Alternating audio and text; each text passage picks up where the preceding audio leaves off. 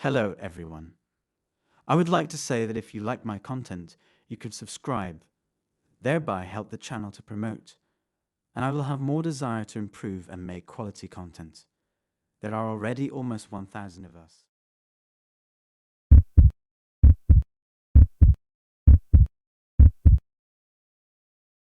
It was a typical spring day in Seattle, Washington, when 31-year-old David Thompson decided to sell his Samsung phone through Craigslist. He had used the site before and had always had positive experiences, so he didn't think twice about it. He posted his ad, and within a few hours, he received a message from a potential buyer who was interested in the phone. The buyer seemed normal enough and even agreed to meet David at a nearby coffee shop. David was a bit hesitant, but he figured that it would be okay since it was a public place.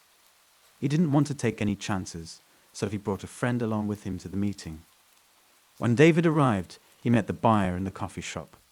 The buyer inspected the phone and then asked David to unlock it for inspection. David didn't think anything of it and proceeded to unlock the phone. As soon as he did, the buyer pulled out a knife from his pocket and attacked him. David's friend tried to intervene, but it was too late. The buyer stabbed David several times, hitting him in the chest and neck. The attacker then fled the scene, leaving David lying on the ground in critical condition. The police were called immediately, and David was rushed to the hospital. Despite the best efforts of the medical staff, David didn't make it. He died of his injuries a few hours later. The police quickly launched an investigation into the incident. They discovered that the buyer had used a fake offer account to contact David and had planned the attack well in advance. The attacker had been waiting in the coffee shop for some time and had even scoped out the area beforehand. A few days later, the police arrested 23-year-old John Smith on charges of murder and robbery. Smith had a criminal record and had been involved in other violent crimes in the past. The community was shocked by the incident, and it served as a harsh reminder of the dangers of online transactions. The police advised people to exercise caution when using sites like OfferUp and to take precautions when meeting with strangers. David's family was devastated by the loss, but they were comforted by the outpouring of support from the community. They started a foundation in his memory, dedicated to raising awareness about the dangers of online transactions and promoting safety guidelines for people to follow. In the end, David's death was a tragic reminder of the need for caution and vigilance in our daily lives. It's important to be aware of our surroundings and to take steps to protect ourselves from potential dangers. By working together, we can help prevent similar tragedies from occurring in the future. My opinion. The story above is a reminder that we should exercise caution and be vigilant when meeting strangers online, especially when conducting transactions.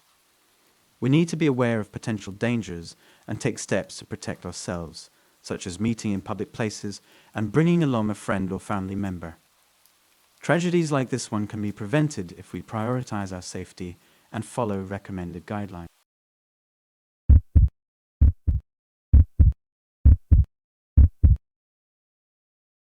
In the small town of Cedarville, Florida, a young man named Tyler Johnson had always dreamed of owning a motorcycle. He had been saving up for years, and he finally had enough money to make his dream come true. However, being limited in funds, Tyler turned to the Craigslist website in hopes of finding a good deal on a used motorcycle.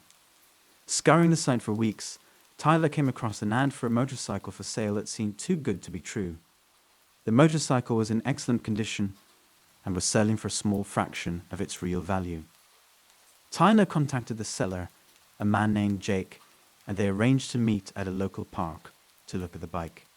On the day of the meeting, Tyler arrived at the park with a sense of excitement and anticipation. As he approached the salesman, he couldn't help but notice how nervous and fidgety Jake was. Ignoring his intuition, Tyler proceeded with the transaction and paid for the motorcycle. As Tyler began to ride his new motorcycle home, he couldn't shake the feeling of anxiety. The motorcycle was in perfect condition, but something about the deal didn't satisfy him. Over the next few days, Tyler began to notice strange marks on the frame of the bike that he hadn't noticed before. That's when he realized that the motorcycle had been stolen. Terrified of the consequences of owning stolen property, Tyler immediately went to the police and reported what had happened. Police traced the seller's phone number to a local gang member, and an investigation was launched. The investigation revealed that the gang was using Craigslist to sell stolen motorcycles and cars to unsuspecting buyers. Gang members would lure potential buyers with cheap prices and then rob them, taking their money or worse. An investigation revealed that the gang was responsible for a number of robberies and even a murder. The murders took place in a neighboring town, where a young man named David was shot and killed after responding to an ad for a laptop for sale on Craigslist. The gang members were eventually apprehended and prosecuted, but Tyler's life was no longer the same. He felt insulted and unsafe and vowed never to use Craigslist again. The incident also served as a reminder to the community about the dangers of buying and selling on Craigslist. The site's convenience was no longer worth the potential risk, and many people began looking for safer alternatives. In the end, Tyler realized that his dream of a motorcycle had cost him far more than he could have imagined. My opinion: the story above highlights the importance of being cautious when buying or selling items online, especially when meeting strangers in person. It's crucial to trust your instincts and do your research to ensure that you're not being scammed or putting yourself in harm's way. It's also a reminder that seemingly good deals can have hidden costs, and it's important to be aware of potential red flags.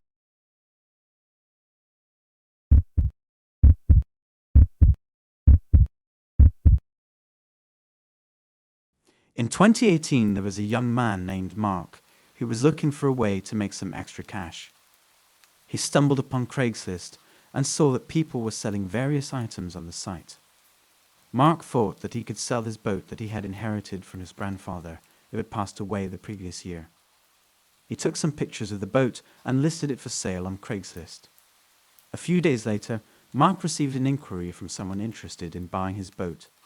The potential buyer, who called himself Alex, asked if he could see the boat in person before making an offer. Mark agreed and arranged to meet Alex at a local marina the following weekend. On the day of the meeting, Mark arrived at the marina and saw Alex standing by the dock. Alex was a tall, well-built man in his mid-30s and seemed friendly enough. Mark showed him around the boat and answered all of his questions. After about an hour, Alex made an offer that was slightly lower than Mark's asking price, but he seemed like a serious buyer, so Mark accepted the offer. Alex gave Mark an envelope containing cash, and they both signed a bill of sale. Mark was relieved that the boat had finally been sold and that he could use the money to pay off some bills. As he was packing up his things, Alex asked if he could take the boat out for a quick spin to test it out. Mark agreed and watched as Alex untied the boat and headed out into the open water. Mark waited on the dock for what felt like hours, but Alex didn't return. He called Alex's phone, but it went straight to voicemail. Mark began to feel uneasy and decided to call the police. They told him to wait at the marina while they searched for Alex and his boat. Several hours later, the police called Mark and informed him that they had found Alex's boat washed up on shore a few miles away from the marina. There was no sign of Alex, and the boat had been stripped of all its valuables. The police suspected that Alex had been the victim of a robbery gone wrong. Mark was devastated. Not only had he lost his boat, but he felt responsible for Alex's disappearance. He couldn't believe that he had been so careless and had put himself and his family in danger by selling the boat on Craigslist. He wished he had taken more precautions and had been more careful when dealing with strangers online. The investigation into Alex's disappearance lasted for several months, but the police never found any leads. Mark decided to move on with his life and put the experience behind him. He took a break from Craigslist and focused on other ways to make money. In the years that followed, Mark became more cautious when dealing with strangers online. He never forgot about the tragedy that had occurred, and he made sure to warn others about the dangers of selling items on Craigslist. He knew that he could never bring back Alex, but he hoped that by sharing his story, he could prevent others from falling victim to similar tragedies. In conclusion, Mark's story is a cautionary tale about the risks of selling items on Craigslist. Although the site can be a great way to make some extra cash, it's important to take precautions and be careful when dealing with strangers online. By being vigilant and using common sense, you can protect yourself and your loved ones from harm. My opinion: this story teaches me to be cautious when dealing with strangers online, and to take extra precautions when buying or selling items on sites like Craigslist.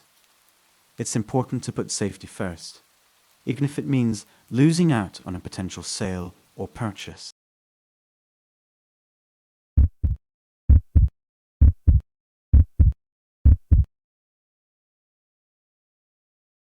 It was a typical summer day in Sioux City, Iowa, when a Nebraska woman, Rachel, decided to take a chance and look for a cheap iPhone on Craigslist.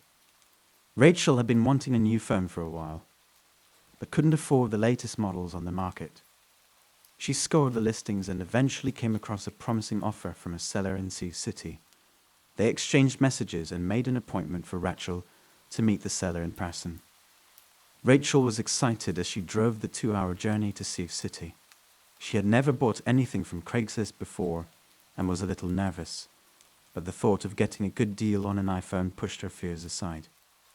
She arrived at the agreed location and saw a man waiting for her. The man, whose name was David, seemed friendly and even offered to let her test the iPhone before buying it. Rachel was relieved and grateful for his hospitality. But her relief was short-lived. As soon as Rachel turned away to examine the phone, David attacked her from behind. He grabbed her by the neck and tried to choke her. Rachel tried to scream for help, but David covered her mouth with his hands. He then dragged her to a secluded area where he tried to assault her. Rachel fought back with all her strength, biting and clawing at David. She managed to break free and ran towards her car, but David chased after her. Rachel was able to make it to her car and lock the doors before calling the police.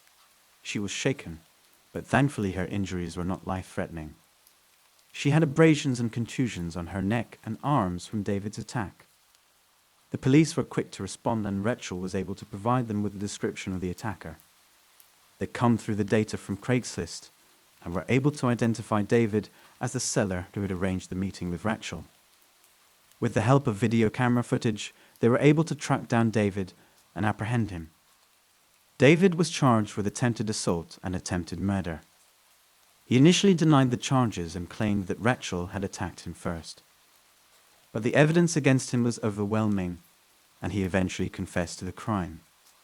He was sentenced to 25 years in prison. Rachel was relieved that justice had been served, but she was also deeply traumatized by the experience. She had nightmares and panic attacks for months after the incident. She also struggled to trust people and became increasingly paranoid about her safety. It took her a long time to heal, but with the help of therapy and support from her loved ones, she was eventually able to move on.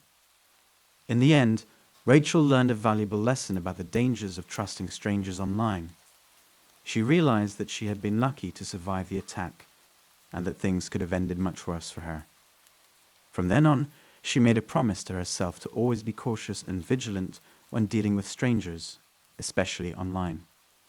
My opinion: the story above is a reminder of the potential dangers of online interactions with strangers.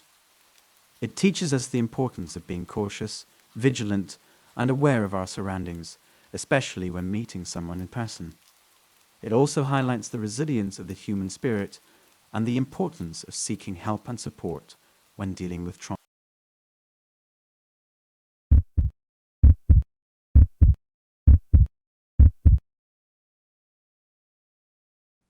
It was a cold and crisp January day in New York City when John decided to sell his bas relief through Craigslist.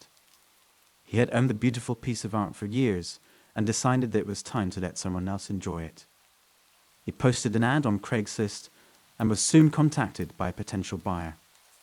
After a few messages back and forth, John agreed to meet the buyer in a park. He arrived at the meeting place, a secluded area in the park, and waited for the buyer to arrive.